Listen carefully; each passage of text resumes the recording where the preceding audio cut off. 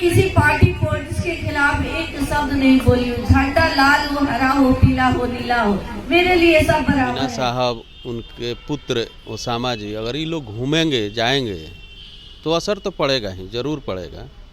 पूरे सिवान, छपरा, गोपालगंज की बात नहीं है, सारण की, बिहार में भी चाहे देश में भी जहाँ है अगर जाएंगे। शहाबुद्दीन साहब के इरा के समय था, उस समय विकास होता ही नहीं था। उस पीरियड में वो विकास किए, पहली बात तो ये है। उस समय विकास नहीं होता था। उस समय जब विकास के जो मान लीजिए कि मीडिया न्यूज में था कि 90 से लेकर के लालू जी के सरकार था, तो यही ना प्रचारित किया गया कि विकास नहीं होता था। अगर मान लीजिए तो उस समय जो विकास किए वो तो बहुत बड़ी बात है कि डॉक्टर वगैरह सारे लोग जो थे, फीस वगैरह का एक गरीब के लिए, न कि वो अपने कौम के लिए, जी। सिवान की जनता के लिए या अदर जगह से भी जो आते हैं, तो एक निर्धारित फीस तय किए थे कि गरीब भी दिखा सकता है उतना में अमीर भी दिख, 50 रुपया या 100 रुपया कुछ फीस रखे थे। और उनका ये था कि डॉक्टर को, चाहे स्कूल मास्टर हो, चाहे कोई भी ऑफिस का हो सरकारी, अगर 10 बजे से ड्यूटी है तो 10 बजे आपको सरकारी ऑफिस में बैठना है। ये बहुत बड़ी बात है।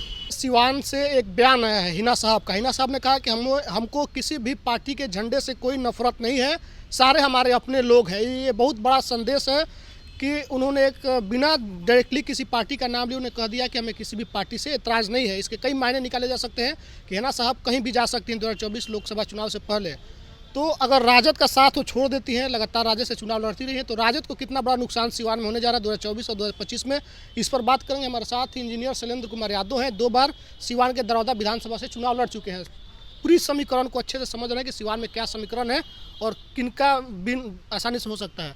अगर हिना साहब चल जाती है राजद को छोड़ करके, जिस तरह का उनका बयान आया है, कितना बड़ा नुकसान आरजेडी के लिए होगा?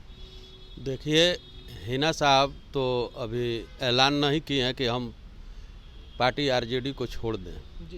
पहली बात तो ये है, अभी वो वहीं हैं वो। और जहाँ तक छोड़ने का उनका बयान आया है, मैंने देखा कि वो बोली हैं कि हमको किसी रंग से, किसी भी झंडे के किसी झंडे के रंग से हमको दिक्कत नहीं है, नफरत नहीं है, सब लोग मेरे अपने हैं। 2 चीज़ हो गया। अभी उन्होंने ऐसा ऐलान नहीं किया कि मैंने आरजेडी छोड़ चुकी हूँ, चाहे ये है, कुछ इस तरह का बयान उनका नहीं। अभी वो आरजेडी में यथावत हैं, पार्टी आगे डिसाइड करेगी जो करना होगा। लेकिन अगर आरजेडी उनको टिकट नहीं देती है, आरजेडी अगर वो छोड़ देती है, एक चर्चा बीच में है कि वो नीतीश कुमार के संपर्क में है, जेडीयू में भी जा सकती हैं, तो कितना असर होगा सिवान में इसका?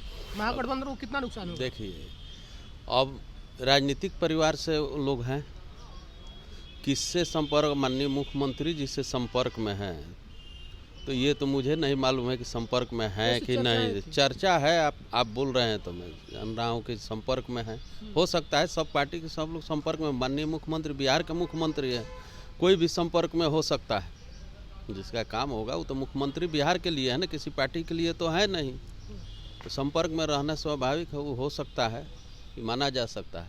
रहा जहाँ तक सवाल कि टिकट अगर आरजेडी नहीं देती, आपका प्रश्न था, तो कितना असर पड़ेगा। तो राजनीतिक परिवार से वो लोग हैं, चुनाव भी लड़ी हैं, उनके भी कुछ लोग हैं, केवल मुस्लिम में ही नहीं लोग हैं और हिंदू में भी लोग हैं, तो असर तो पड़ेगा ही। सच्चाई तो यही है कि असर पड़ेगा। जहाँ जाएंगे वहाँ, जिस पार्टी को छोड़ करके अगर आरजेडी छोड़ती हैं तो असर तो पड़ेगा ही। लोकसभा, विधानसभा, इस सब में असर पड़ेगा। सच्चाई यही है। कई लोग कह रहे थे कि पूरे सारण में कई सीटों का नुकसान हो जाएगा अगर आरजेडी छोड़ देंगी तो। देखिए, अगर मोहम्मद शहाबुद्दीन साहब तो बिहार लेवल के नेता थे, तो इस लेवल के अगर उनके जानने वाले जहाँ जहाँ लोग हैं, अगर हिना साहब, उनके पुत्र ओसामा जी, अगर ये लोग घूमेंगे जाएंगे तो असर तो पड़ेगा ही, ज़रूर पड़ेगा। पूरे सिवान, छपरा, गोपालगंज की बात नहीं है, सारण की, बिहार में भी चाहे देश में भी जहाँ है अगर जाएंगे तो असर तो कुछ पड़ेगा ही। असर पड़ेगा, नुकसान हो जाएगा गठबंधन को। नुकसान तो होना ही है ना। एक एक तिनके की ज़रूरत पड़ती है, घर बनाने के लिए एक एक तिनके की ज़रूरत पड़ती है। तार का भी ज़रूरत है, मोटा रॉड के भी ज़रूरत, हर एक चीज़ की ज़रूरत पड़ती है। तो एक निकलेगा तो असर पड़ेगा ही। जो कहता है कि नहीं असर पड़ेगा, ये गलत बात है। कि शहाबुद्दीन साहब ने जो विकास किया उसके बाद से विकास नहीं हुआ। सिवान में विकास आप कितना देखते हैं शहाबुद्दीन साहब के बाद और उनके पहले? देखिए, शहाबुद्दीन साहब के इरा के समय था, उस समय विकास होता ही नहीं था। उस पीरियड में वो विकास किए, पहली बात तो ये है। उस समय विकास नहीं होता था। उस समय जब विकास के जो मान लीजिए मीडिया न्यूज में था कि 90 से लेकर के लालू जी के सरकार था, तो यही ना प्रचारित किया गया कि विकास नहीं होता था। अगर मान लीजिए तो उस समय जो विकास किए वो तो बहुत बड़ी बात है। सिवान में खास करके तो बहुत विकास हुआ ना, आप देख लीजिए। तो उस समय हम सुनते हैं, बहुत पहले से तो जुड़े हुए नहीं थे हम लोग, हम तो नौकरी में थे, राजनीति में तो 1500 आए, 15 से रिजाइन करके। सुनते थे, देखते थे, पढ़ते थे मीडिया में आप लोग के माध्यम से, चाहे से। तो उस समय उन्होंने बहुत सारा सिवान में काम किया। उदाहरण के तौर पर हमने सुना था कि डॉक्टर वगैरह सारे लोग जो थे, फीस वगैरह का एक गरीब के लिए, न कि वो अपने कौम के लिए जी, सिवान की जनता के लिए या अदर जगह से भी जो आते हैं, तो एक निर्धारित फीस तय किए थे कि गरीब भी दिखा सकता है उतना में, अमीर भी 50 रुपया या 100 रुपया कुछ फीस रखे थे।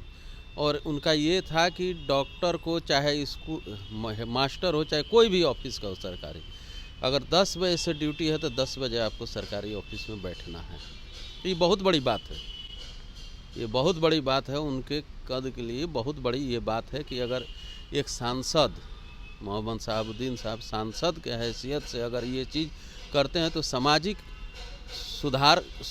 सुधारक के रूप में उनको देखना चाहिए। सामाजिक सुधारक भी थे। हाँ, समाज सुधारक के भी रूप में मान लीजिए समाज को सुधार करिए रहे ना भाई। हाँ।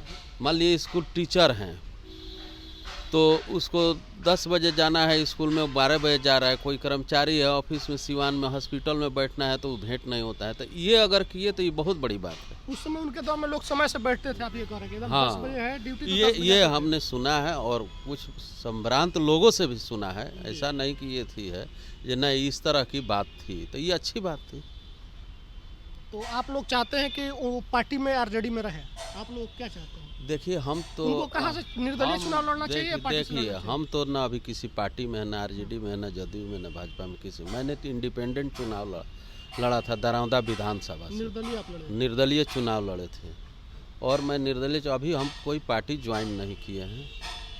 पार्टी में रहना नहीं रहना हिना साहब को डिसाइड करना है, उनके परिवार को डिसाइड करना, उनके शुभचिंतकों को डिसाइड करना है कि हम लोग जो हिना साहब के मानने वाले लोग हैं वो राय देंगे कि जी उनको रहना चाहिए या नहीं रहना चाहिए।